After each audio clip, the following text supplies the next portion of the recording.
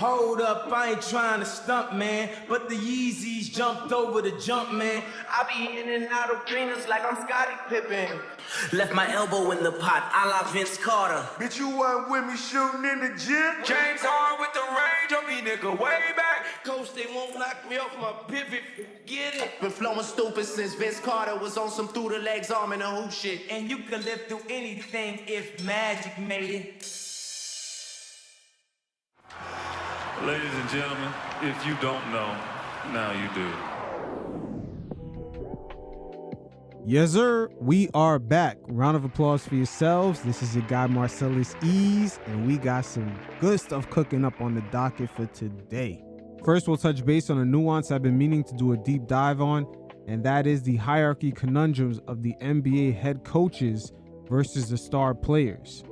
And make no mistake about it, we're going to get right into a bag with that, as we'll hear from a number of players, Carmelo Anthony, Deron Williams, even most recently the dismissed coach of Steve Clifford of the Charlotte Hornets, on how the NBA really had an inflection point, I would say around the time LeBron James was drafted, where the power of the head coach was slightly going down and it crossed paths with the superstar player as LeBron James came into the league. And just a few years before him, the power that Allen Iverson had coming into the NBA, not only starting for his team, but actually having a few back and forths with his coach, especially Larry Brown. So we'll take a look at the league historically, how this power dynamic shifted into what we know today, with rookies coming in and basically being handed the keys to the franchise. Even guys like Kobe Bryant and Kevin Garnett, having all the hype coming out of high school, still had to work their way into being a starter.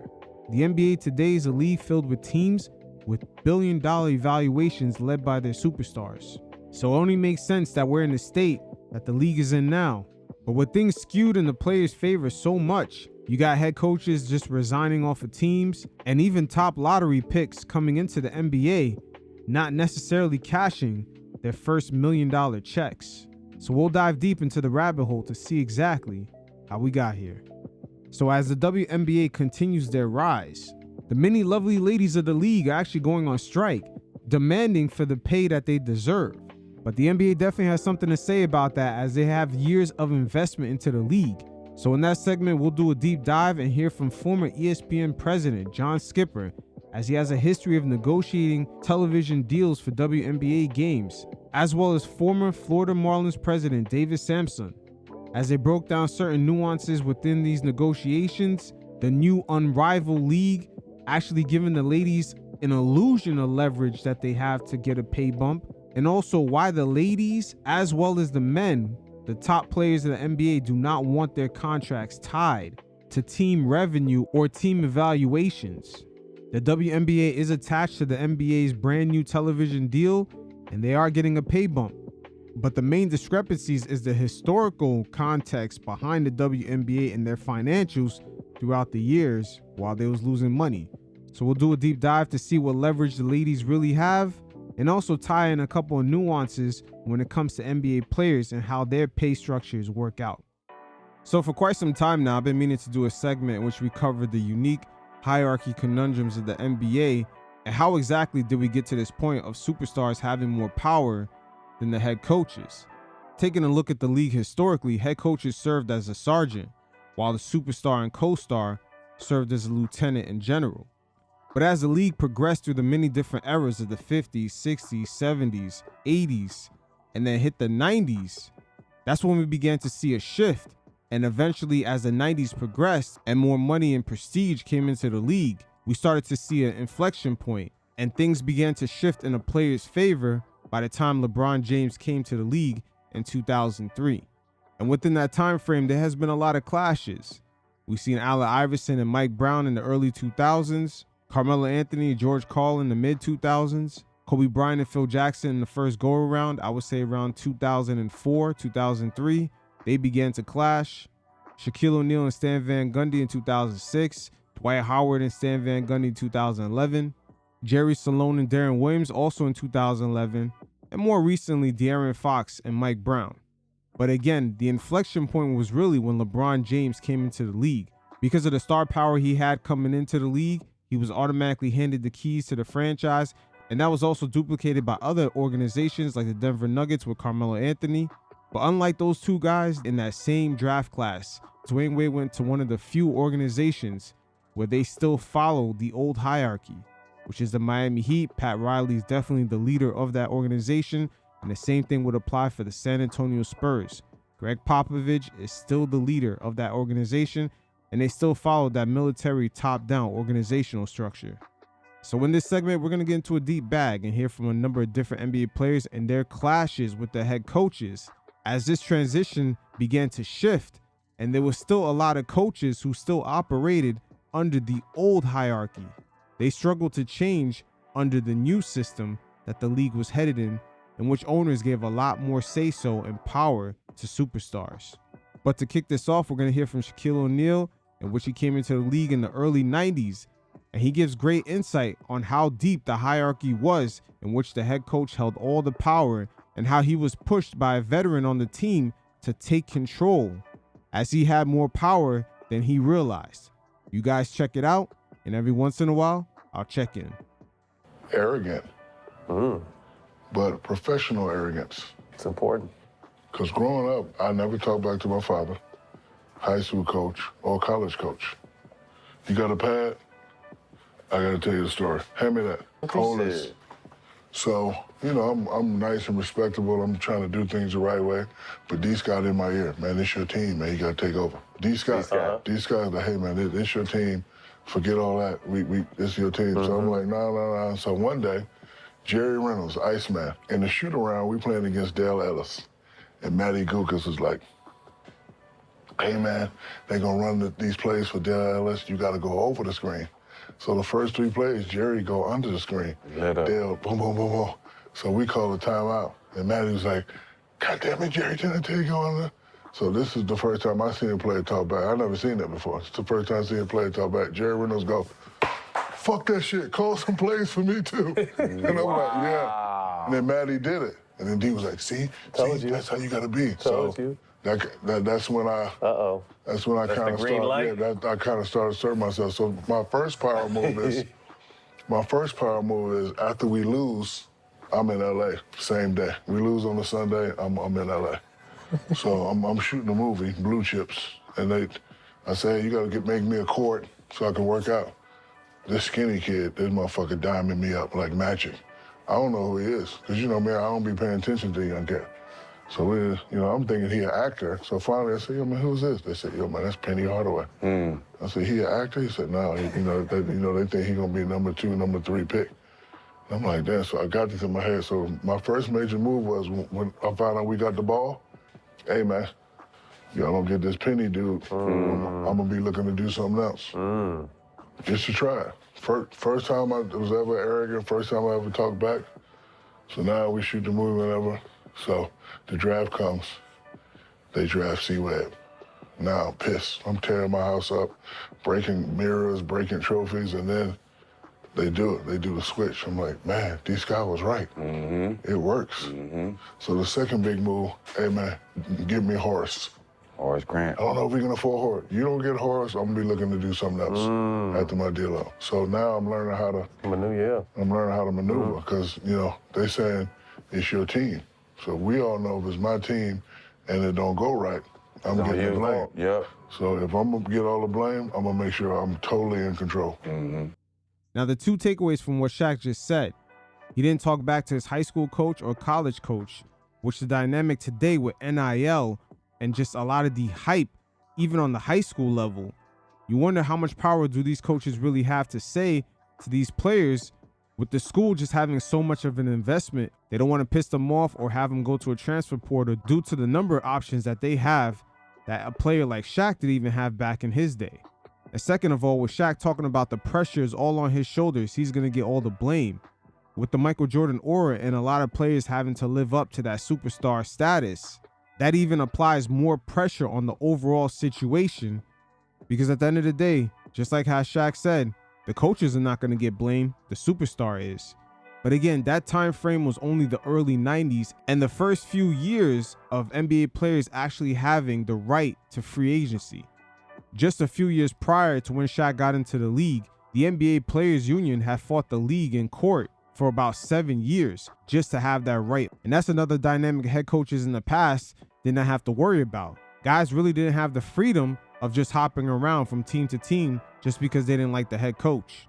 And now we're going to hear from Carmelo Anthony as he gives another dynamic of how the Allen Iverson effect on the league in the early 2000s, just him being that rock star and having so much influence and in a way so much power over that Philadelphia 76ers organization, that a head coach like Larry Brown, who came from the old hierarchy, did not want that aura around so much that it affected certain Team USA selections. You guys check it out, and every once in a while, I'll check in. Try to understand the game in the industry, because it's a lot of bullshit that goes on in the industry. Yeah. And AAU, just that whole, it's a lot of bullshit. And there's more and more bullshit that's coming into the game with money, NIL. You know what I'm saying? People who think people can say that they can get this, they can get that. Everything be looking good to niggas these days. So it's like at the end of the day, understanding the landscape of the game. Because when you start moving around, it gets muddy. Yeah. It gets nasty.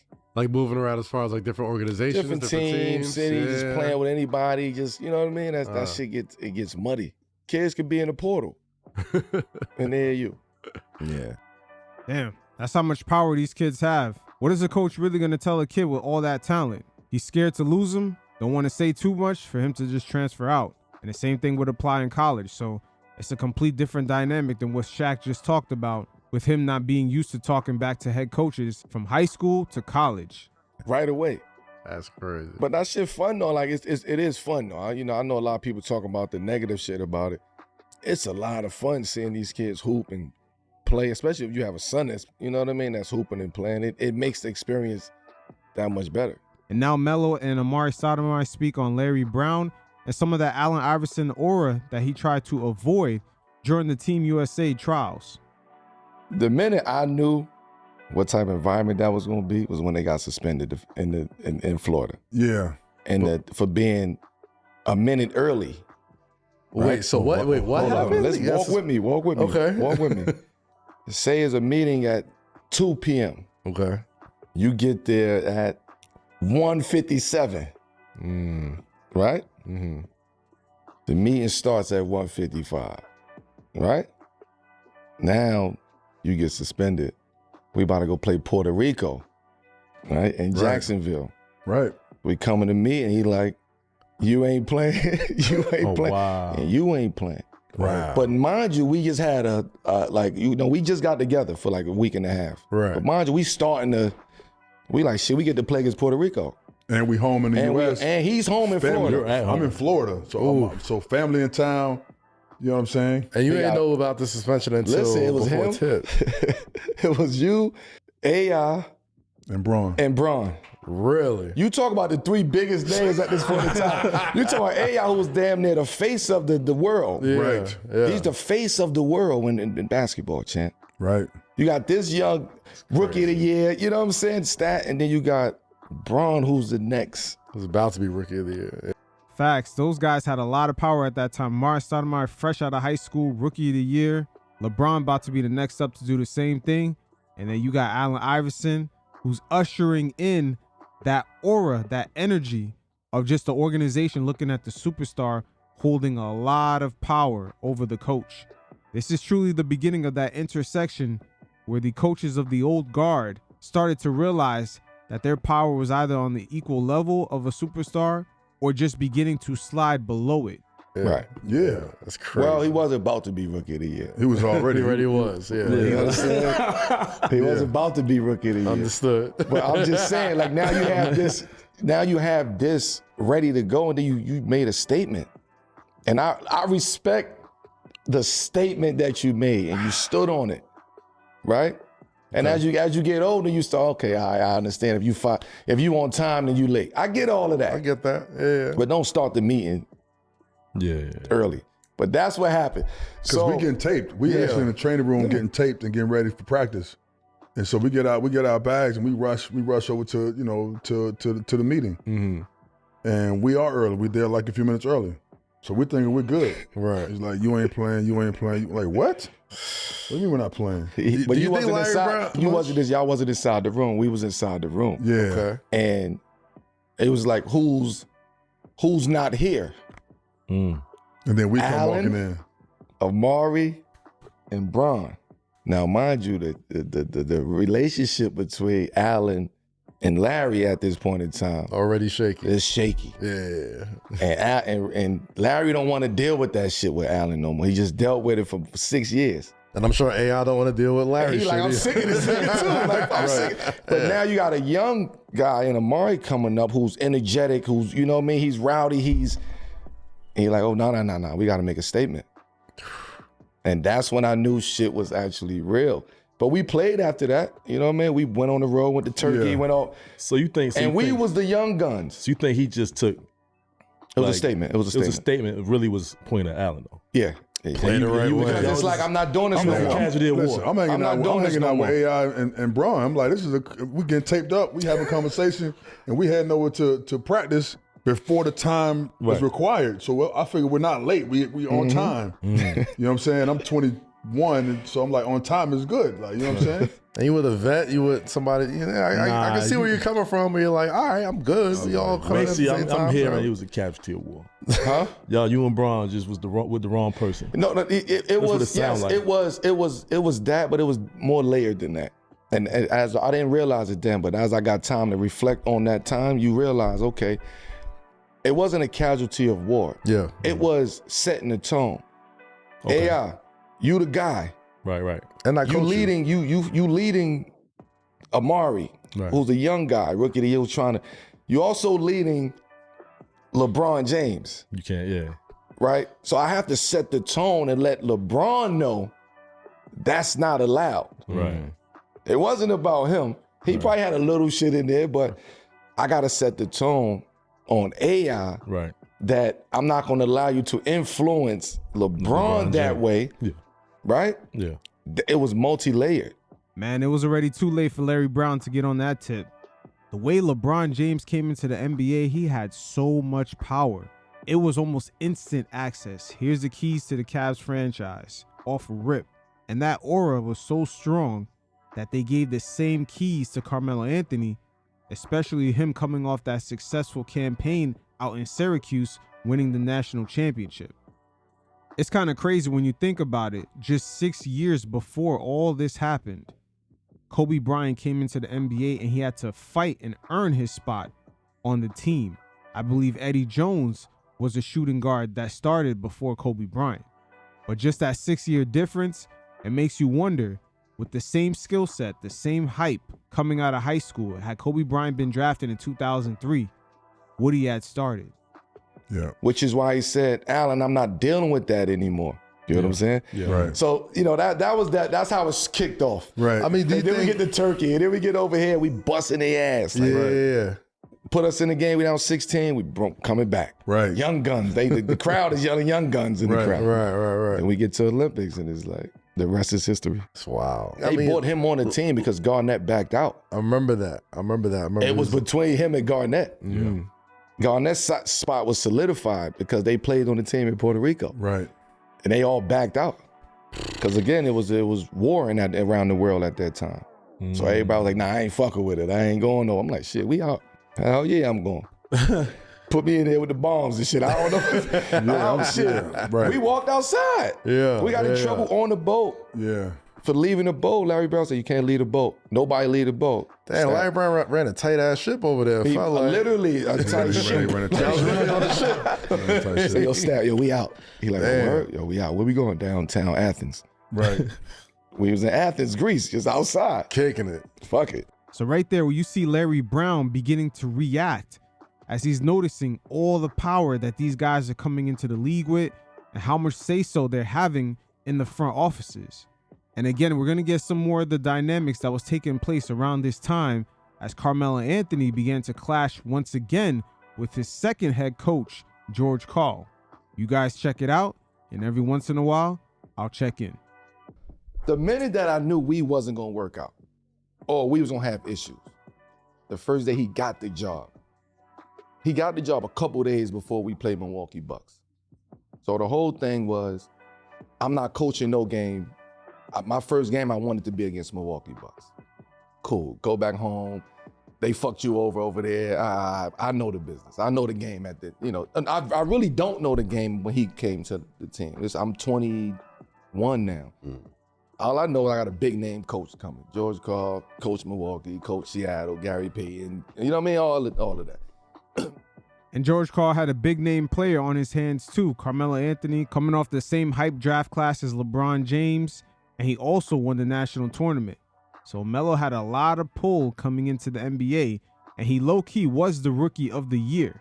The Nuggets went from no man's land to making the playoffs as soon as Melo got there, and that was in the Western Conference. But Melo, once again, he clashed with his previous head coach, so George Karl was the second man coming in, and he was from the old school.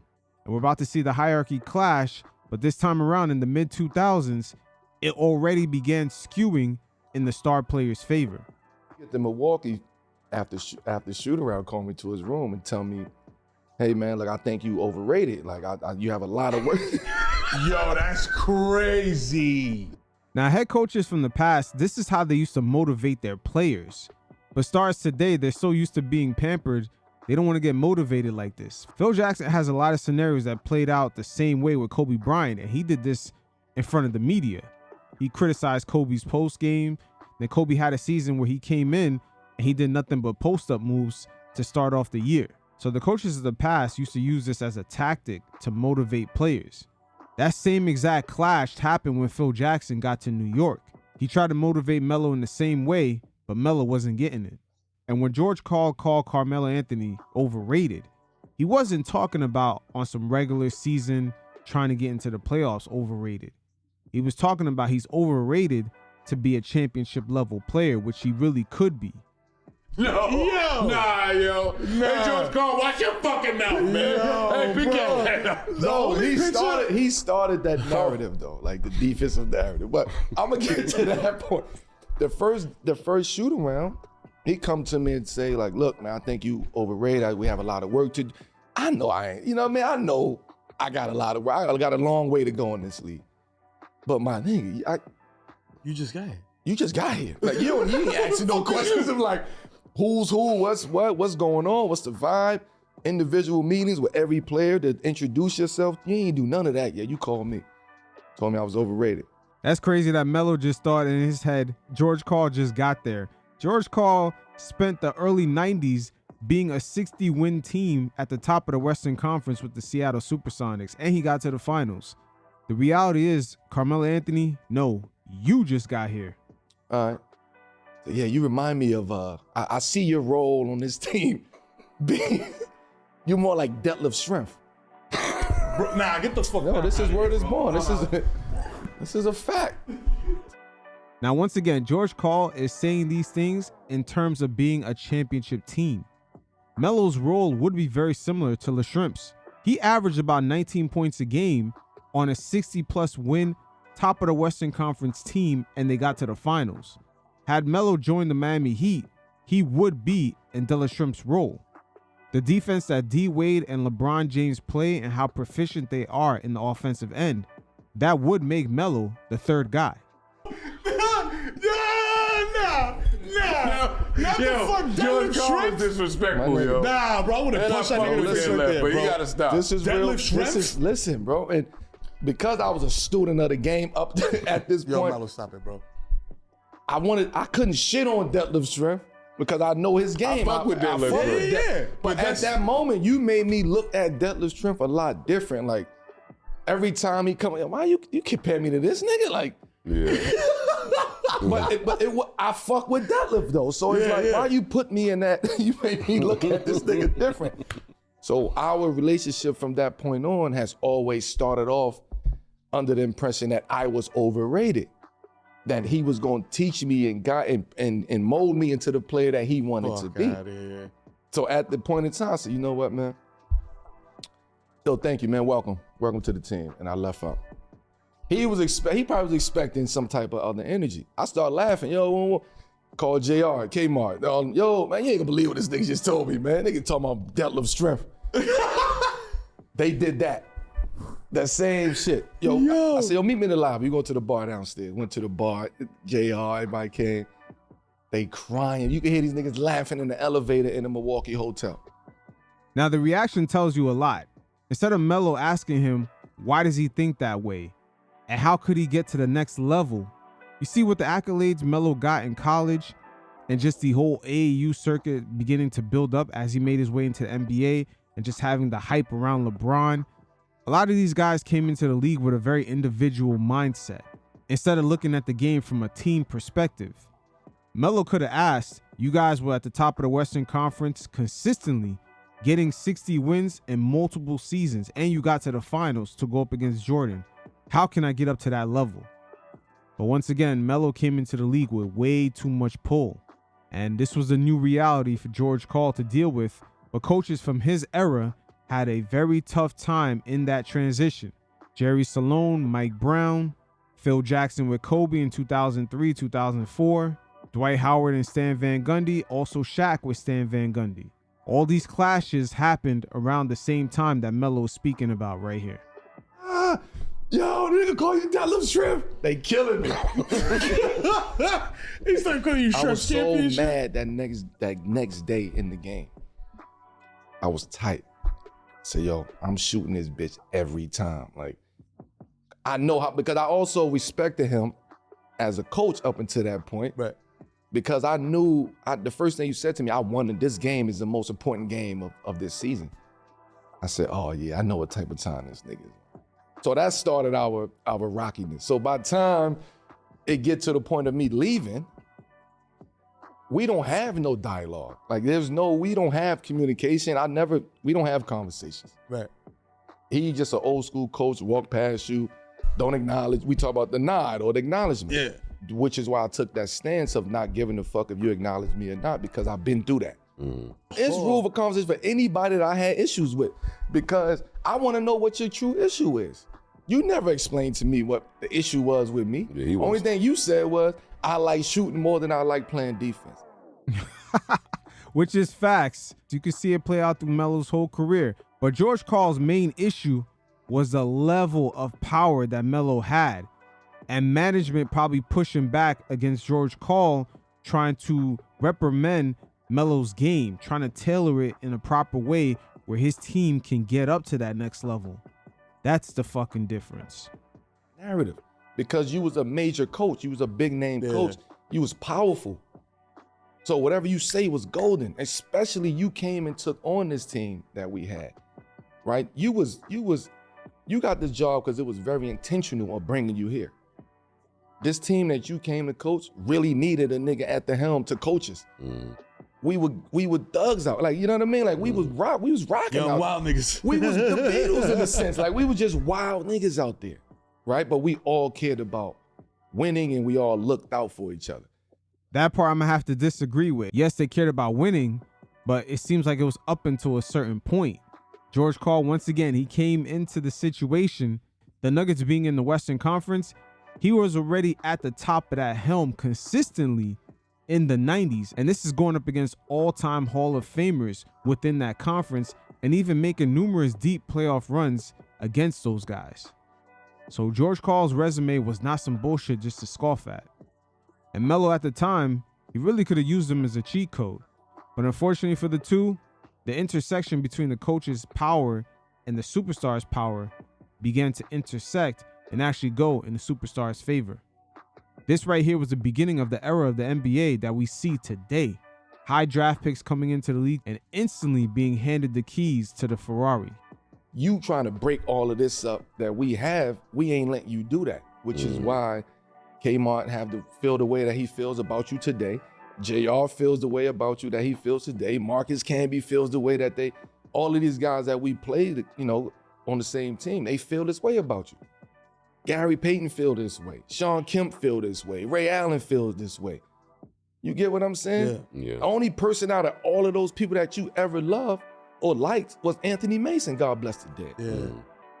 You ain't fuck with Sam Cassell. You say you ain't like his game. He shot too much. He cared about shooting the ball. This is shit that was coming to me. Big dog Glenn Robinson, I hated coaching him. This is shit that he would say. So he hated buckets. Listen, look. He wanted this? Look, it came down to a point where I was so hot at one point in time. And I'm trying to talk to like niggas that he coached and Sean Kemp and GP and, just guys that he coached. Somebody came up to me one day and said, man, yo, how you and George? I said, man, this motherfucker getting on my nerves. He said, yeah, man. He never liked stars. And I said, oh shit, right? Yep, it makes total sense. He never liked stars because it's a team game. That Michael Jordan effect really changed the way the game was even perceived from an organizational standpoint. It was already beginning to change in the 80s with Magic and Larry Bird, but the league went from promoting teams to eventually, after Michael Jordan, just promoting the star. And that's where they seen their most marketing success and the influx of money coming in. So that does have an effect in the organizations, and even with the front office people who are not necessarily basketball people, just the way they perceive the game and who they give the power to. And in this case, they gave the power to Melo, and he could easily get George Karl fired. And it put me back into a conversation that I had with George when he was like, yeah, I played with the Spurs back in the day and on that ABA team, and I was a role player to George Gervin, right? He hated George Gervin, hated playing with George Gervin because George Gervin wouldn't pass him the ball. So I say, now I'm doing the knowledge on the shit. Hold up, man. Hold up. Now you got the missing piece of the puzzle. Nah, this is why. So I go and ask him, like, you was mad. You was always mad at George Gervin, huh? He was like, yeah, I didn't like it. I hated playing with him. He shot the ball too much. He just didn't care about his teammates. And I'm like, that's how you see me, don't you? He's like, y'all resemble a little bit. That's the last conversation I had with you. And that was that. So anything that came from George was him feeling the way because I wasn't communicating with you. Right. At that point, I ain't got nothing to talk to you about. I care about my guys. We gonna go try to win this shit. You do what you do. You gonna be the coach though. We ain't gonna not let you coach. You coaches. You wanna hold us accountable, hold us accountable. But the dumb shit when you go to the media and you start throwing jabs out there knowing I'm not a media nigga. Yeah. I ain't talking to the media about you. I ain't saying shit about you. Now, to a degree, George Karl could have held some resentment. But for the most part, if Phil Jackson can go in front of the media and make small critiques about Michael Jordan and he changes his game, the players coming in behind him has to ask themselves, who the fuck are we not to do the same? Timing is everything. When that time comes for you to take them bullets, I hope your vest is strong enough to take those bullets. I saved you a lot of times. I walked into the office and said, get this man a 5-year, $26 million contract. Kiki Vandeweghe and those guys come to me, Melo, should we sign him to the extension? Yeah, why not? Look at the power difference. Sheesh. The head coach who was at the top of the Western Conference with multiple NBA Hall of Famers competing against them year in, year out in their primes, and multiple 60-win seasons made the NBA Finals. They got to ask a rookie player who's barely been out of the first round, should they renew his contract? You can see where a lot of the resentment comes from. Once again, George Karl comes from that school of coaches where the hierarchy was the coaches first and then the superstar. You sure? Yeah, why not? I ain't gonna stop that. I'm gonna sign that man. Give him 26. Don't give him 25. Damn. The front office said, are you sure? That's crazy. Asking a young player who has yet to prove anything, are you sure? George Karl's resume, even at that point, was just way too deep. And you start to see why the resentment is just there. What is a $26 million 5-year deal? Yeah. Make it 26, throw him an extra M on that. Like, I would never knock that.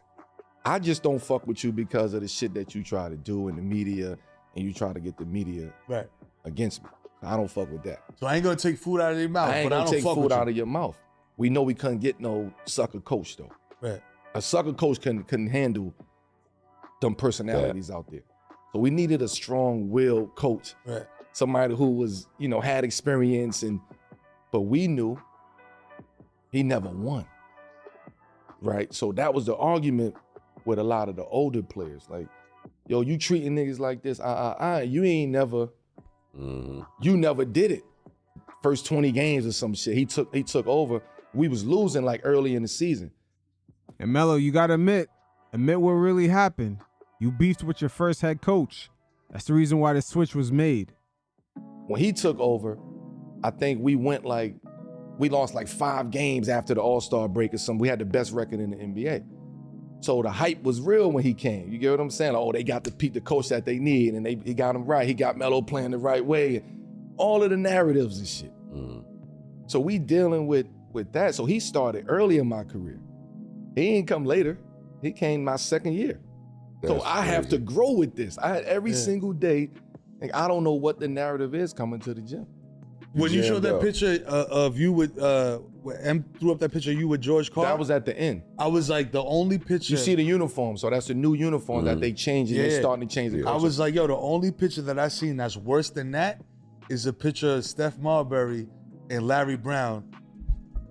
Steph is on the bench, and Larry's like talking to him, and Steph got the towel over his head, and you could tell, he's a Brooklyn nigga, you could tell the energy. He was like, man, shut the fuck up. The difference with that was Steph was checked out.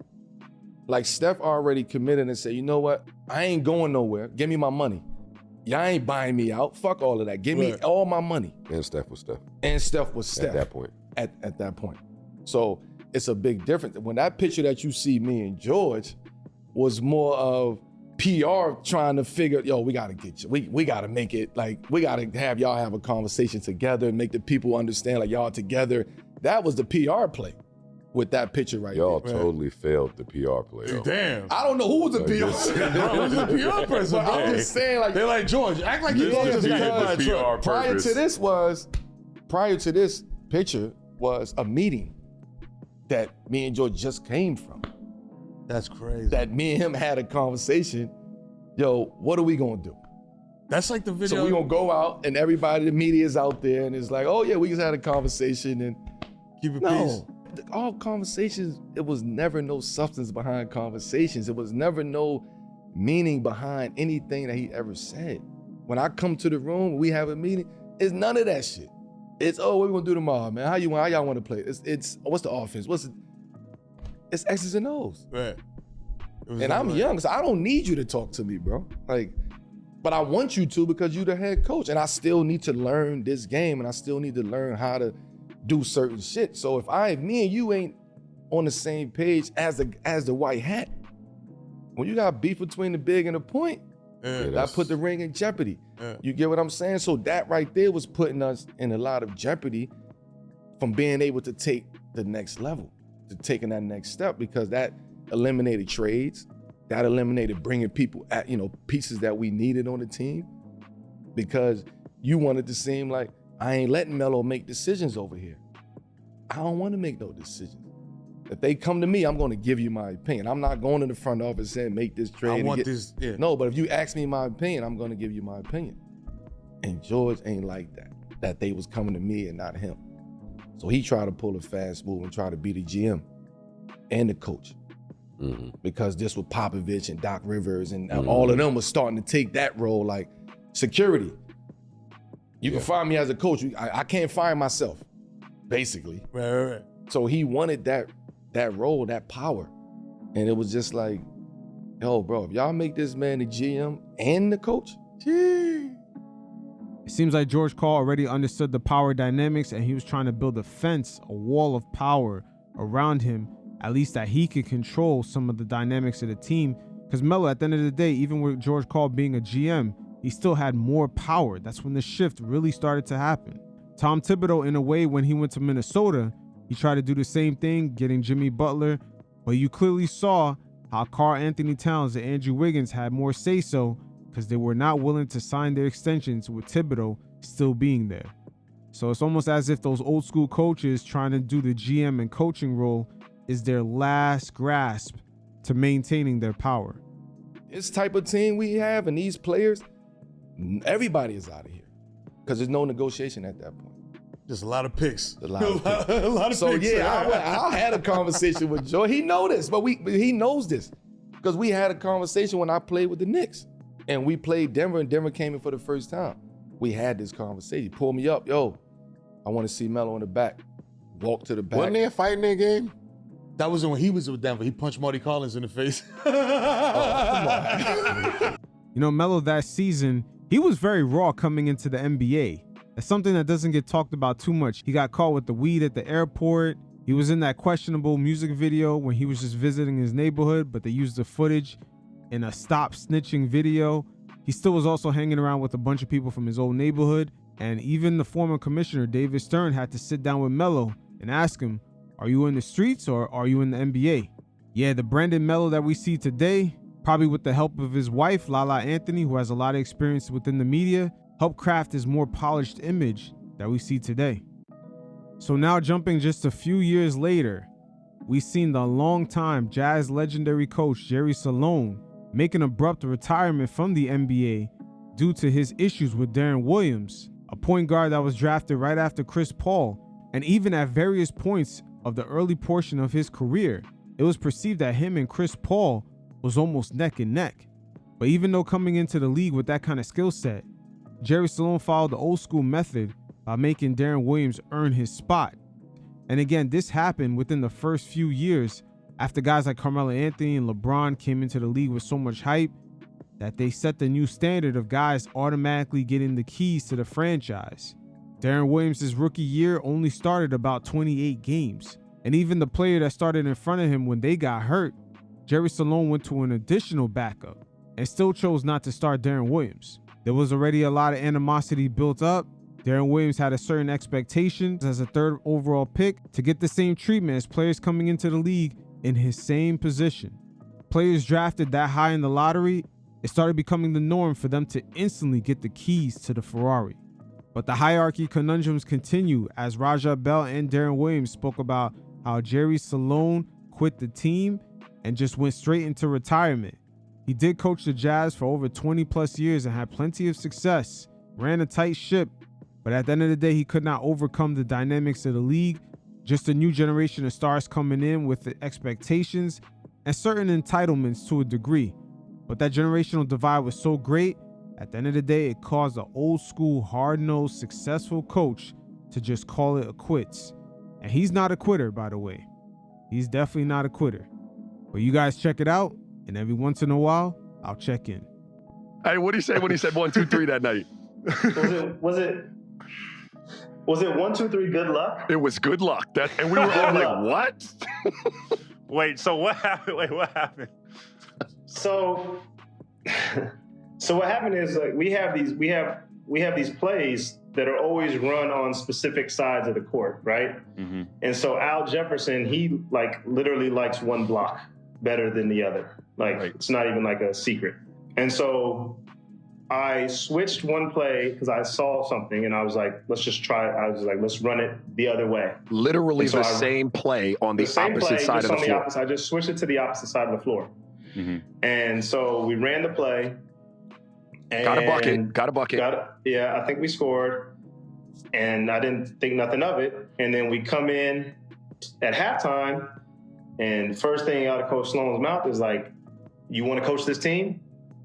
And I'm like, what do you mean? I'm like, he's like, so he just he was upset about that. And I'm like, nah, man. I was like, you got it. I was like, you got the juice. I was like, you got it. I was like, I'm just, and so he just kept on. And I'm like, I didn't know what to say. I was just like, I fucked up. My bad. And so he was like, our owner was there. He's like, Greg, can I talk to you? And I was like, I want to be there. So I walked with him, and he was like, basically like, I'm done. And I was like, no. I was like, just trade me. I was like, just trade me. That didn't have to happen.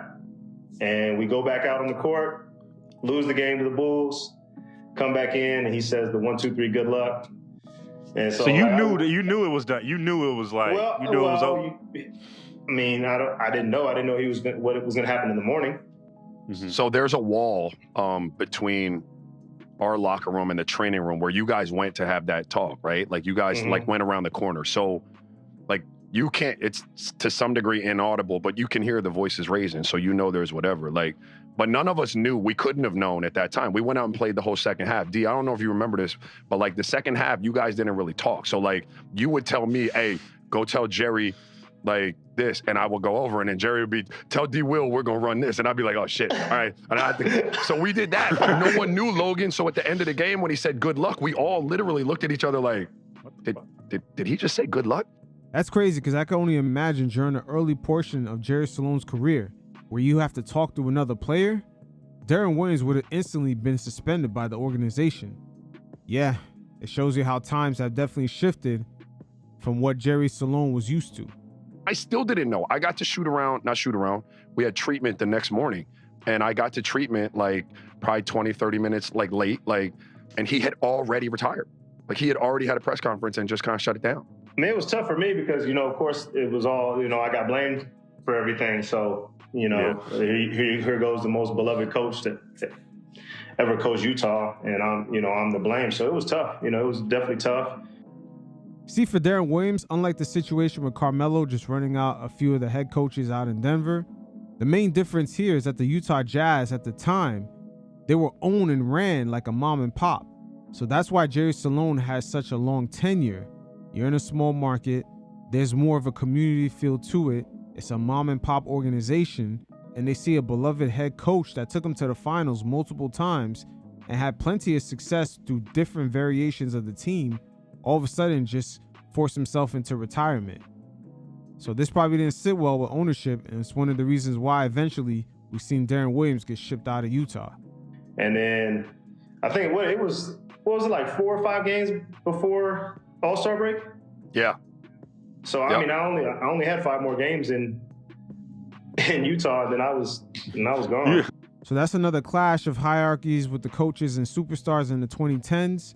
And now we're going to fast forward to a more recent scenario, this time taking place in 2024, when former Hornets coach Steve Clifford had called out some of his players on being nonchalant on defense. And a lot of the entertainment side is starting to spill over onto the NBA court, especially with the addition of LaMelo Ball and his play style.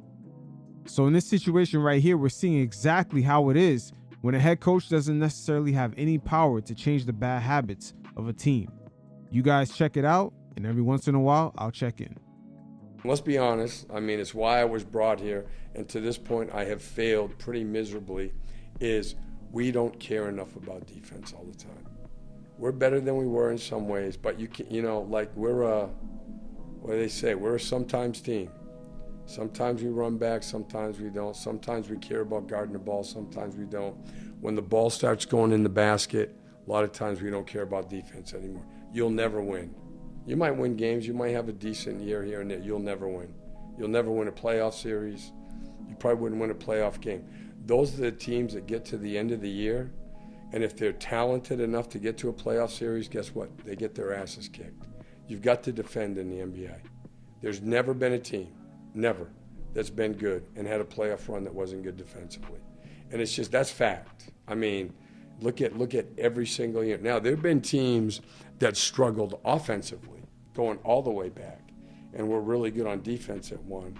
But we've got to get that, and that's got to be a big, big part of what we do. Last year, the one thing I felt good about was, we had a stretch of 20 games after the All-Star break where we were second in defense. They bought in, we took it to the next level, and for whatever reason, we have not gotten anywhere close to that this year. But we've got whatever we have here, these 4 games left, then we can refresh a little bit and start again. This, trying to outscore people, it may be fun and fans might like to watch it, it'll never work. Just give me a team in the last 10 years, it never works. Those are the teams that get to the playoffs and you say, oh, we got to make some adjustments. It's not going to work. If you're not playing playoff basketball all year, guess what? And it's 4 out of 7, it's too late. So we might as well learn that now, before they get older. Now that right there is a head coach with no power at all. Steve Clifford, unfortunately, even admits that the no defense play style, even though it's making teams money, it's not going to win. And as more new NBA owners come into the league, buying these teams for billions and billions of dollars, you have to wonder if they're not going to necessarily care if the valuation of the team keeps going up and they're barely winning any games and the money's still rolling in. A lot of the bad cultural habits that young players have coming into the league before they get polished is not being checked at the door. Carmelo Anthony even spoke on this because as of recently, it's gotten so unchecked that players at halftime are on their phones posting on social media. DeMar DeRozan spoke to Carmelo Anthony about the major cultural shifts that had happened while he was in the league from the beginning of his career to the middle to present day. You guys check it out, and every once in a while, I'll check in. What's the biggest difference you've noticed in players today compared to when you came in the league in 09? Motherfuckers getting on their phone, so worried about what's on their phone, what somebody say. Even to his point, I seen a motherfucker put his name in the Twitter search to see what they were saying. Oh, vanity searching. Damn, that's crazy. Somebody who's actually playing them, like they was like getting minutes. Yes. And I'm like, this to the point we at, you know what I mean? Like that was never a thought. Yeah, you know what I mean? Even for you, that wasn't a thought. Even worse for me. Yeah, that's what I'm saying. Cell phones and shit. Like no social media, none of that. Niggas weren't checking their two-way pages and all that.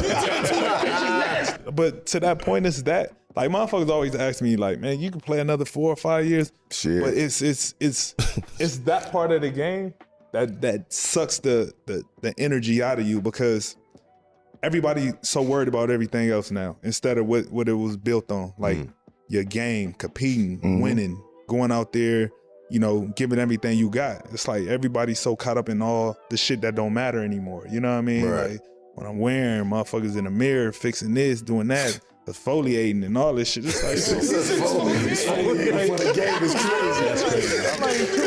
Exfoliating for the game is crazy. Tell you, bro, like from that standpoint, all that's done changed, and it's like everything used to built on wanting to compete, like the shit you do on the court. Now it's so much of everything you do off the court that seems much more important than anything. The entertainment side of the game is spilling over onto the NBA court now.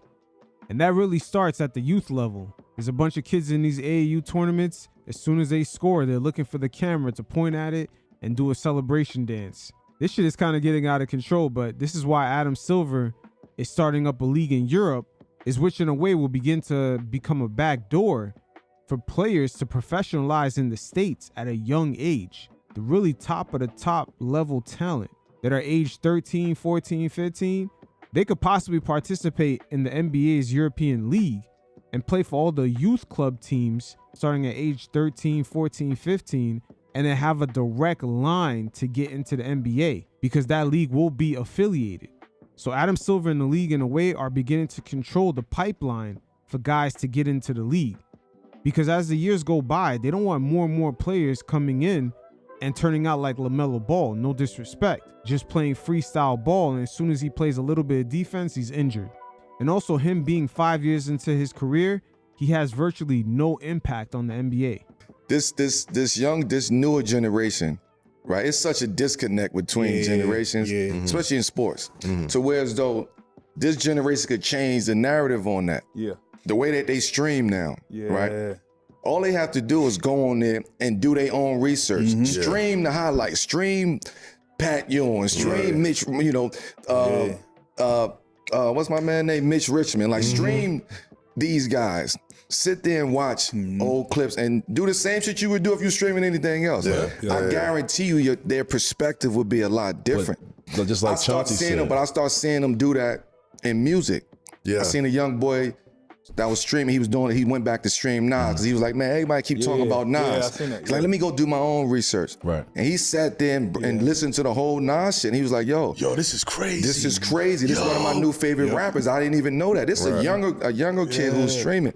I think we can get to that. Yeah, for sure. If we allowed in this younger generation streaming. We also... And it's unfortunate for a star like Anthony Edwards to make comments that Michael Jordan was playing against a bunch of farmers in the 90s. It kind of shows you how some of the players of today are not necessarily savants at the game, even though they look up to guys like Kobe, who can name players at least 20 years before he got into the league and what they did and what made them special. This is normally where they craft certain portions of their game and try to apply it and even bring it up to a higher level in today's modern game. We can get to that. Yeah, for sure. If we allowed in this younger generation streaming. We also, they're giving the bag so much younger. Like, they're not worried about the superstars and the guys on the team or they just trying to get to the bag early. So they just trying to promote themselves. You know what I mean? Or they might look at somebody that might not be in the league and be like, oh, he nice, play one-on-one or whatever, and think of him like he's one, like we thought of the Mitch Richmonds. Which is... I mentioned Mitch because Mitch was nice. Yeah, of course, right. You know what I'm saying? Like, Mitch is nice. T-Mac brought up Mel Tinsley. Yep. Yeah. Right? Yep. Carl. And people went crazy. No, but go really look at Mel Tinsley.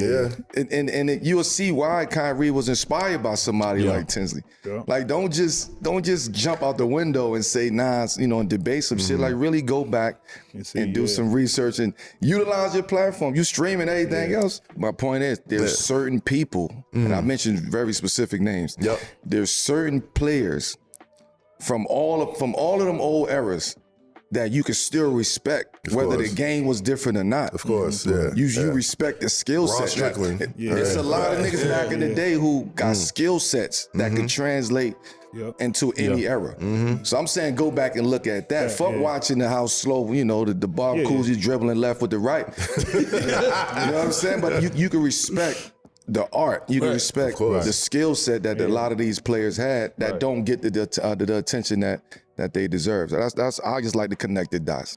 And those players of the past didn't have the freedom that the players of today have, with the shot selection, how fast the game is, the freedom of movement.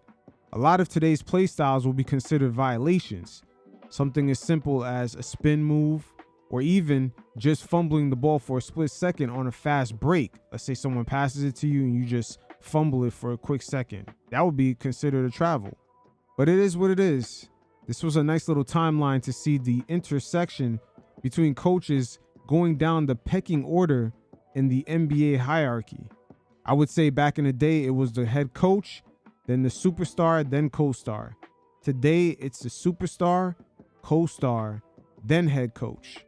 And we could pinpoint the year 2003 when LeBron came into the league as when those powers intersected. They actually met at the same point, but the player side of that spectrum was actually going uphill and the coach's powers were actually going downhill. As money continues to come into the NBA from whether it be media or streaming, or even the inflation of just NBA franchises being worth billions, it's only going to skew these dynamics even further in the superstar player's direction. But we'll see how they handle it. Hopefully it doesn't mess around too much with the level of competition. That's something that Adam Silver and the NBA will have to juggle. Now, ever since the NBA has locked in their 10-year, $72 billion deal with multiple large conglomerates like ESPN, Amazon, NBC, the WNBA was also factored into that. Their slice of the pie equates to about $220 million a year, which is a pay bump, but it's definitely a far cry from what they initially wanted. So in this segment, we're going to get down to the nitty-gritty of why structurally these WNBA players might be punching above their weight as far as the compensation that they're asking for. And we're going to hear from two great minds in the sports business world, David Samsung, former Florida Marlins president who helped sell the team, and the former president of ESPN for 2 decades, John Skipper, as he has a lot of great insight and experience when negotiating with sports leagues as far as the television rights and how the contracts are constructed, and what exactly makes the money flow. These two sports businessmen had a great discussion on how the WNBA is structurally built into the NBA. Also, they touched base on the newly unrivaled league that gives the WNBA some competition, but at the same time explaining why it's a double-edged sword of players taking equity stakes in leagues as payment options. For some of the fellas that love the NBA, this is a great discussion because they also spoke about why Stephen Curry and LeBron James shouldn't want their contracts to be tied to team evaluations. So overall, this discussion provided many great insights. And when it comes to the WNBA, there's multiple battlefronts going on. You have cultural wars with some of the ladies and the women's empowerment movement, and you have the media and their narratives pushing certain storylines because of optics, but at the end of the day, it clashes with reality. So we're going to get a great overall scope, even them touching on the false narrative about team owners not caring about losing money every single season because due to the fact that their team evaluations keep going up higher and higher, giving them the ability to sell for billions, aka Jeannie busting the Lakers. Again, this is a nice 3-dimensional scope on the overall business. And as we listen into the conversation between these two gentlemen, keep in mind, they are both the same person as far as their ideology. They're both capitalists, but the only difference is that David Samsung is one unapologetically. And John Skipper, former president of ESPN, he plays the optic games and tries to appeal to the audience. Very similar to how the Hollywood studio executives just a few years ago played into that trend of driving a Prius or an electric car to try to look like they weren't rich. The famous comedian that created Seinfeld, Larry David, had a skit about this, the optics of not looking too rich, on his show. It makes complete sense why ESPN is the way it is. They preach one thing, but at the end of the day, you find out it was always about the money. You guys check it out, and every once in a while, I'll check in. And I believe the percentage of revenues that the NBA players get is 51? Call it anywhere between 48 and 51, but here's the problem. What exactly is the revenue for the WNBA? Because the argument that the owners are going to make, and they're going to make it correctly, is that that TV revenue that you're trying to count all in as just for you, that was a gift. And you and I can disagree about this, but it was a double-edged sword when it was announced what the WNBA deal was going to be. The Russian nesting doll of WNBA living inside of the NBA There deal. was no separate WNBA broadcasting deal. It was part of the NBA broadcasting deal. We talked about it on the show. The reason they pinned a higher number to it is that you wanted everyone to seem like, oh, the WNBA is healthy. Everything's looking good. There's momentum. The downside of overestimating what the deal was, which you disagree was overestimated, but I don't. The downside's this, that the players now think, wait a minute, where's all this money going? And the answer is, John touched on it, there's tremendous overhead for the WNBA. There is no profitability. And on top of that, any profitability that comes, the owners want to use it to pay down debt that was accrued to support the league for the decades when it was at a loss position. David Sampson right here getting into the meat and potatoes. Out of that 10-year deal, $72 billion. It was reported that the WNBA's portion was $220 million. How much money did the NBA allocate towards that number? I don't want to say out of generosity, but to make the optics look good within the media. It gives it the allure that the league is growing. And the unfortunate thing for the players, they're not really seeing how they're riding the coattails of the NBA just being the mega force that it is at this very moment. They're riding that inflation in the same way ESPN is bundled with ESPN2 on the cable bill. And it doesn't mean just because you have a great show on ESPN2, you're getting a check as if you're on the regular ESPN channel. So you don't want to take the money that you get in and give it to your employees. You want to take it and give it back to the banks in order to lower your debt and try to make your money back. Well, hopefully you don't want to give it to the banks. You may have to. You got to pay banks back. You should keep in mind that the nesting doll occurred in an environment. Do you know when David Levy and I negotiated the NBA deal in 2013, give or take, for 2015 through 24? Once again, this is John Skipper right here, president of ESPN, and he's been at the network since 97? You know how many bidders for the WNBA there were? Hold on, let me count. Let me see if I have any fingers and toes. I'm going to go with 0. No, there was 1. You? Yeah. Okay, so. No, I would have paid the money and more if I had to bid for it separately. So I do not believe, I think the nesting egg thing has been good. Would you have taken it if you didn't get the NBA? Yeah. Sure I would. We were in the business of having a lot of sports and a lot of hours. We had the women's college basketball tournament when we did not have the men's college basketball tournament.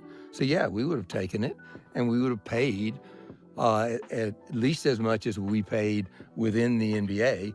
And while the WNBA, NBC has it within their NBA deal, there are other deals made that are outside and only have a women's component. Now, I don't believe John Skipper right here. First of all, the NBA would never ever detach the WNBA and sell it alone as a single product. Because if it was sold separately, the price point would be out there clear as day. And if networks did not renew, you could only imagine, optic-wise, what would happen to the evaluation of the league. I do know that several people have suggested that Adam and I suppressed the price. It's wrong. Well, they would have, in the free market, they had no bidders. That is how much the league has grown and gotten there. I do think that the NBA establishment, because remember, the league owns a piece of all the teams, so they're, oddly enough, could be considered to have a bit of a conflict, even if it means that they don't solve all of their making money problems. They should solve their equality problem by saying, you're going to make the same over a certain amount of years. You're going to get the same disbursement of revenues the men get. That's how we can be equal. By percentage. But how do you say what the revenues are? In the NBA, How it's does the far easier. It may be far Well, easier. hold on, but we should explain this, though. I have a business solution. Get a f***ing math genius. Need a math genius to help the WNBA. I just think that the reason why you're in for a labor stoppage is the expectations of the players, not unlike in baseball. It's just unrealistic in terms of what they're hoping for. It is the expectations of the players with the short-sightedness of the establishment, which is going to try now to make all the owners solvent, get them making money. The money owners... The horror. Forget the horror. People are paying lots of money for the valuations, and that's how the WNBA owners are eventually going to make money. So they're sitting there complaining about, I lost $11 million last year. Boo-hoo. There's not any poor guys who own teams, first of all, and they are already getting $400, $500, $600 million valuations, so they can lose $11 million a year the way Mark Cuban did for a long time and still be in a revenue-producing business, and that is buying your team, holding it, and selling it for a huge multiple. And now you sit here and say, losing $11 million a year, big whoop, your asset went up by more. Yeah, I don't have any concern for the billionaires who own teams and are losing pocket change on a WNBA team. Anytime you have a business, you have to understand the nature by which you're going to make money. And there are different ways. You're not buying a sports team at this point to make money on the earnings every year. Mark Cuban famously said, I'd rather lose money and win than make money and lose. I mean, you say objectively, now you're back to because ratings are up, because there's a lot to do. In this case, I have a fundamental agreement with my friend David, which it has to be in the context of the business. It's not, you don't deserve, like I would say, given my politics, teachers deserve to make more money. Do they? Yeah. Are they going to make more money? No. So I don't know what this concept of deserve means. You deserve what you can negotiate, right? And that's all you get. I'm simply saying that the owners and the league should have the foresight to understand that they're all got a payback coming. When this works, these teams will be worth $1 billion. And the young girls that are in elementary school right now, that's going to be the generation that will benefit. It's not going to be the players of today, the Angel Reeses. They're not going to benefit right now from the league growing. The same thing happened for the NBA players. The guys from the 60s and 70s and even the 80s, especially guys like Magic Johnson, the way the league was growing when he played, especially with the little racial dynamics, it's crazy how it's kind of a parallel with Angel Reese and Caitlin Clark. But Magic Johnson, Larry Bird, they didn't really reap the benefits of their era. It was the guys after, like Kevin Garnett, when he came into the league on that rookie deal. I believe by the end of it, he was getting $36 million a year. Meanwhile, guys like Magic Johnson were signing 10-year deals for $1 million or $2 million a year. So it's always been like this in a way. You look at certain families, you have grandparents or previous elders that made sacrifices that a lot of the family members today benefit from. The onus is really going to be on the league to set up a proper medical as well as retirement plan for players that actually built up the league. When we see players like SGA and Luka cashing in $80 million checks a year, there's a small percentage of that check that goes into a pool to help cover guys that are retired, the medical benefits, and their player pension. So I may have a dismissive manner, but it does not come from my dismissing anybody. It comes from wishing that those people could have more foresight beyond I'm losing money right now. Did it change your life? Jeff Bezos, does sucking up to Donald Trump change his life if the Amazon stock goes down because of the Washington Post? It does not. That is so mischaracterized. His responsibility is to keep the stock going up, not just for him, but for all the institutional investors, for all the individual investors. That is what they're investing their money. His job is to increase the stock price. Of course it benefits him, but it's a public company. You're benefiting the investors. It may be a public company, but even as a public company, you should have the foresight and the responsibility to go, there are things that are more important than my next quarterly earnings report. The First Amendment should be one of those. Should Disney not have done layoffs? No, it's not. Were you against Disney layoffs? There was a quashing impact on stock price. The company was losing money, therefore they did layoffs. No, I was not against layoffs. I am against the Walt Disney Company doing a settlement on a frivolous lawsuit by this president in order to curry favor because they think that'll be good for the stock. I don't think that's good for the country, and you're supposed to have some things that rise above your ability to have money you can't spend. That's the good thing about the NBA being a private company.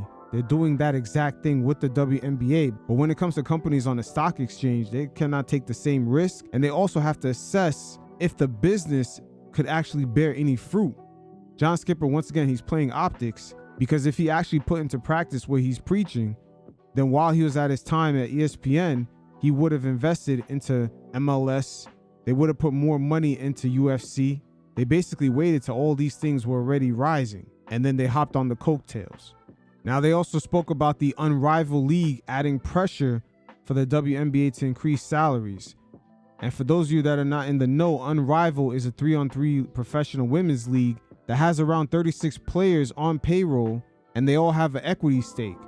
And again, the media is playing these optic games because it sounds good on paper. Oh, they have equity stakes. They're paying the highest salaries for a women's league ever. But if they have a true equity stake, wouldn't they also participate in the losses? Why does the WNBA want Unrivaled to go away? And if you spoke to Adam, forget the fact that they're friends, forget the fact that John's involved. Why do you want your competition to go away? Because competition, when it's good, can have a negative impact on your ability to do business in the way you've been doing it and to have the margins that you've been having. Keep in mind, the NBA has made sure the WNBA's financials have remained private. We don't know the exact numbers, but they do have a good idea of how big the market is for a women's league. If the market is not large enough and the ladies quickly run to another product like Unrivaled that dilutes the league, they won't see the benefits after this TV deal is done. It's unfortunate, but it's looking like a lot of short-sighted moves to get a current day payout could equate to future girls coming into the league still struggling to get a decent salary for a professional basketball player. The league is definitely in a delicate balancing act when it comes to this. Why does the WNBA want Unrivaled to go away? And if you spoke to Adam, forget the fact that they're friends, forget the fact that John's involved. Why do you want your competition to go away? Because competition, when it's good, can have a negative impact on your ability to do business in the way you've been doing it and to have the margins that you've been having. If Unrivaled, or when Unrivaled, becomes a true competitor to the WNBA, true, there's a different cost structure, true, they're not unionized, there's A to Z differences. However, if you're the WNBA or really the NBA, you don't really want Unrivaled around because it has a deleterious impact on your business and on the way your business is perceived. Yeah, I would argue that's wrong. It actually has increased the visibility. Look what it's done for Nafisa.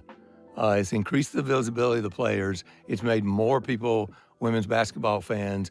We don't play during the same season. We're not competitors to them. These two leagues can coexist forever, and it's fine. I don't see any problem with that.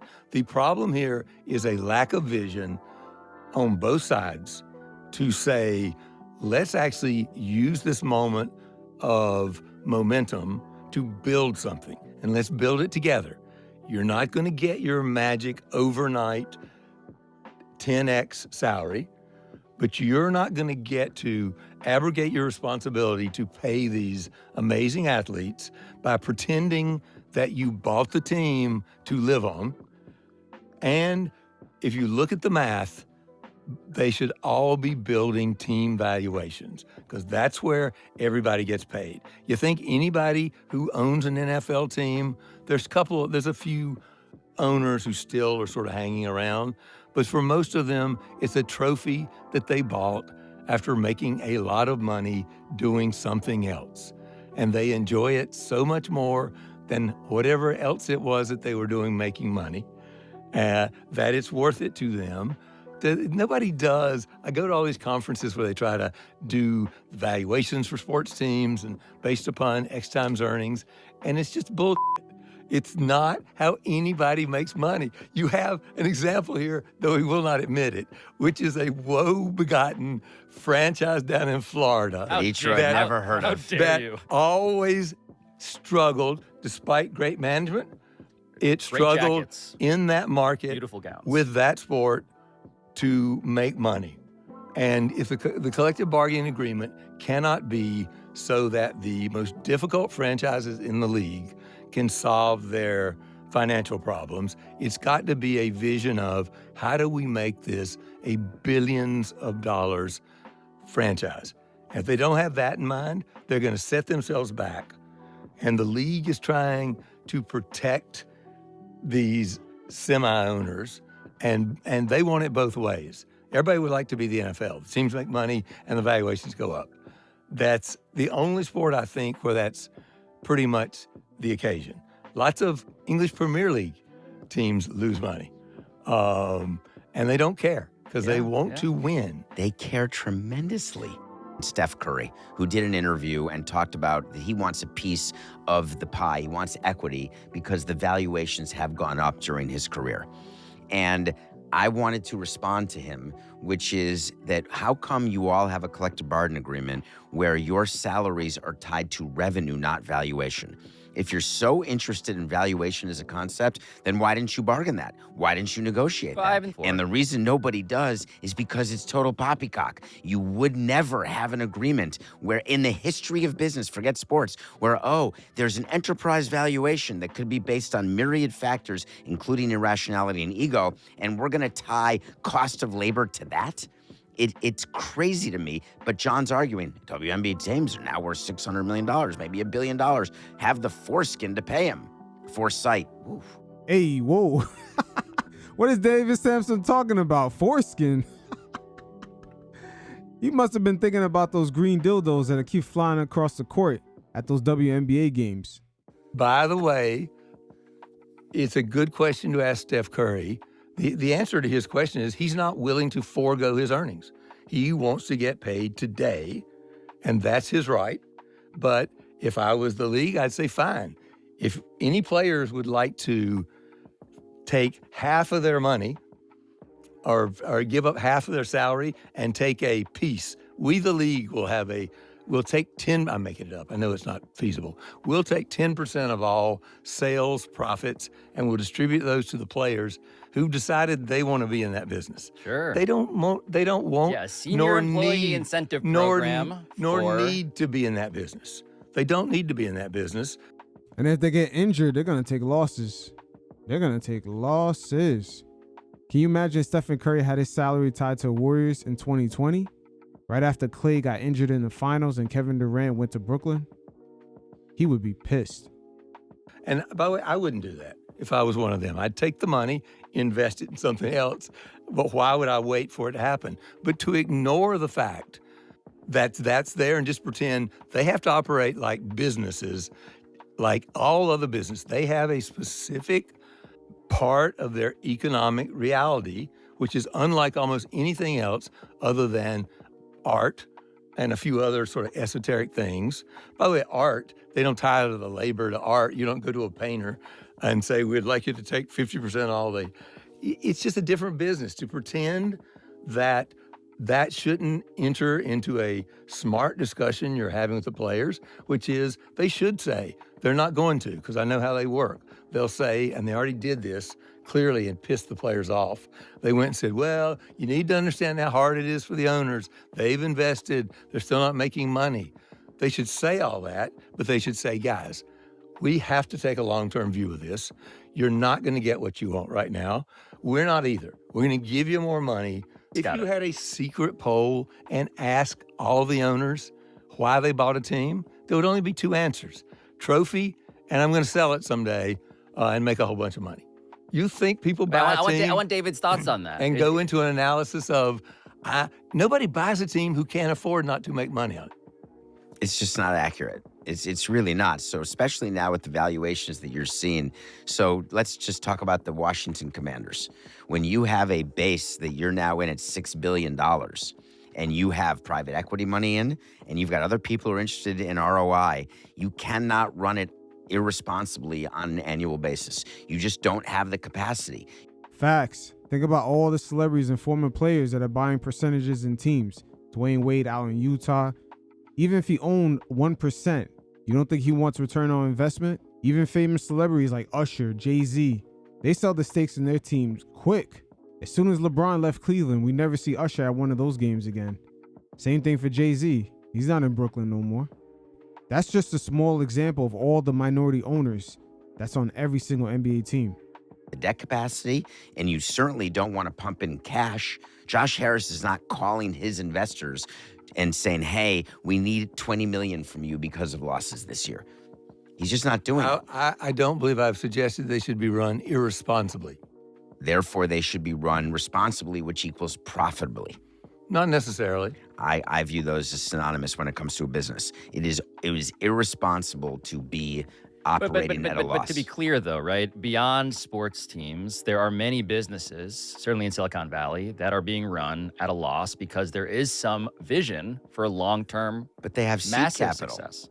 You say at a loss, they've got a sources and uses of funds. They've raised money with an understanding that for the first 3 years, you need a runway for R&D. You're going to lose money. And then either we're going to write off the investment, the company goes away, or we're going to find the cure to cancer and we're all going to be rich. It's all part of the original plan. He said, you discover the cure for cancer and get rich. So that is a capitalist who thinks that the motive for curing cancer is to get rich. Wait, what's the other reason again? I can't remember. Save lives. Once again, John Skipper, former president of ESPN, if he had the cure for cancer, best believe he'll be expecting that check in the mail. I forgot about that one. Thank you.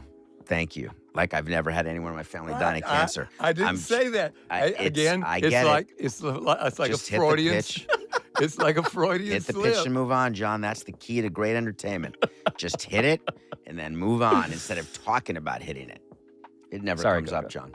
It just never comes up. It never comes up in a bargaining table. Of course it does not, because the one side is worried about getting paid now, and the other side is trying to hoodwink the guys on the other side of the table that, oh my gosh, we're having a tough time. Both sides have the audited statements, John. I don't know what world you're talking about. The players' union has the audited statements of the teams. It's right there. I'm suggesting that the core economics of a sports team are no longer about annual earnings in a report. They are about the valuation of teams. Is Unrivaled about annual earnings and profitability? Or is part of your business plan saying profitability when we sell Unrivaled, whether we sell it privately, whether we take it public, that's when we'll get paid? Damn. David Sampson is putting John Skipper on the spot. He's like, man, stop your bullshit. We cash checks at the same bank. Like lots of startups, we are not investing money to take profits out of the profits. We are taking money, we are putting investments in. That's what I'm saying. In the hope of a financial transaction that we'll benefit from. So you have no path to annual profitability. We broke even this year and we'll make money next year, but nobody would have put the money in to take a division of the dividends, and we are planning for a financial transaction. I understand the word salad, and I think it's great. I'm asking a separate question. Are you telling me that you would have been able to raise money for Unrivaled with pro forma financial statements that showed annual operating losses? Yes. And for an extended period of time? We have actually done better than that. For an extended period of time. It wasn't part of the initial raise? We had a short business plan, not a long business plan. People bought into the vision. But it was a short-term plan. You just said it. The NBA has been investing in the WNBA for over 30 years. Their most successful team, the Houston Comets, don't even exist anymore. That's equivalent of the NBA having the Chicago Bulls history with Michael Jordan with all the three-peats, and that franchise filing for bankruptcy like 3 to 4 years later. That's how unsteady the WNBA has been. The Houston Comets, I believe they won 4 championships in a row. Even to this day, they've had the most successful stretch in WNBA history. People bought into the vision. It's an amazing thing what he's not saying, which is that when you raise money, you have a cap table. And you have a certain amount of money that you bring in, and then that money, there's sources and uses. The sources of the money is investors. The uses of the money is we're going to use it to fund operations. We're going to use it for a capital investment by renting or building a stadium space or a studio. We're going to have this much in equity we're giving away. It's all got to be part of a financial paying plan. and attracting players. So Yes. you believe Bob Iger and Willow Bay bought a women's soccer team at a valuation of $1 billion based on a ROI of running that club and passing that along to their I heirs. actually believe Willow Bay responded to that and said that they bought it because it was in short commuting distance from her house. That doesn't sound like a hard financial calculation. It's my point. And I don't even know. Is that a joke? I don't even know. And there, I believe you are dealing with enlightened owners who understand they're, 1, doing good, 2, they can afford it, and 3, they're going to sell it for profit someday. Okay. And that's all they care about. How much you sell Marlins for? They were sold at an enterprise valuation of $1.2 billion. Nice. Based upon revenues, past revenues, Certainly not. based on nothing to do with the brilliant job you did running the team. Yeah, no, it did have something to do. You won on World Series. You No, proved the that had validity. nothing to do with No, it had to do with. It had to do with supply and demand. Yes, exactly. Which is why I wouldn't pay a banker to sell the team, because anybody could have done what I did. I take no credit for selling the team for 1, 2. You've noticed publicly I've never taken credit for it. I laugh about it, but I don't say that I'm a genius banker. I say that we had an item that other people wanted, and when you have more than one buyer for something, the price tends to go up. And those very wants and needs by the super ultra wealthy, it's really skewing the perception of what the WNBA is pulling in. And again, there's multiple fronts that are happening at the same time, with the unrivaled league coming in temporarily looking like it could be a fix, but at the same time, long term, they kind of dilute the product. We're also in a culture, especially with social media, where everyone just reads the headlines.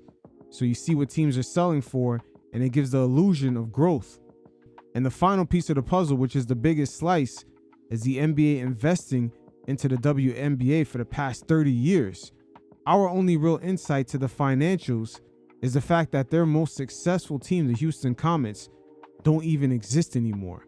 But hey, there you have it. This was a great back and forth with David Sampson and John Skipper, former president of ESPN and also former president of the MLB Florida Marlins. Their debate on the narrative of NBA owners being comfortable with taking losses every year. It was sort of wheeled into a more proper perspective because, again, like David Sampson said, these evaluations keep going up higher and higher, and you have all these minority owners. At some point, they're going to want a return on investment, especially with these teams being so expensive to maintain. We've seen the Lakers' Jeannie Buss and her family sell off the team because not only the taxes had changed from when their father passed away from $67 million to $1 billion in 2013, so the taxes being paid out went up for them, but also now with the way the league is structured, maintaining that Lakers identity of just competing for championships, it's real expensive, especially if you don't have the money to hire the outside personnel to make that happen. And that's something that the Lakers have struggled with, and we're seeing that same trickle-down effect the rest of the league. The Boston Celtics have sold, and now the Portland Trailblazers have followed suit. So almost a quarter of the league have sold within the last 5 to 6 years. But we'll see how it plays out. Like David Sampson just said, in the business world, you can only get what you could leverage.